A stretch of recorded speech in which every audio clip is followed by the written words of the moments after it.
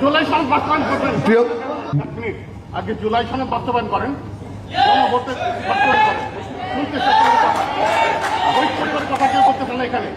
তা 54 বছর আগাইতে পারি নাই ভাই, এখন বিএনপিকে দিয়ে 100% আগাইতে চান কেন? 20% আগাক, 25% আগাক, মামুনুল হক সাহেব সুযোগ দেন আমাদেরকে। আপনারা আগামীবার আসবেন, আমরা ওখানে থাকবো, আপনারা আবার 25% বাড়াবেন, 30%, তাহলে 3 পার্লামেন্টে 100% হয়ে যাবে। আমাদেরকে ভাই 2 মাসও তো হয় না, এখনো 54 জন হয়েছে, 220 জন নতুন এমপি, আমি তো হুইপ।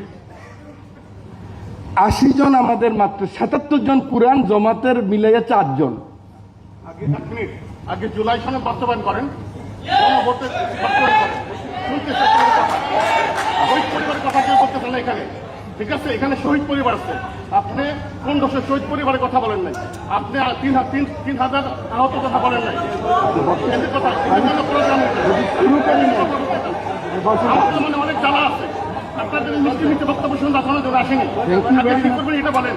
আপনারা ওয়াদা করছেন জুলাই সনদ বাস্তবায়ন করবেন। প্রিয় পপুলার বক্তব্য,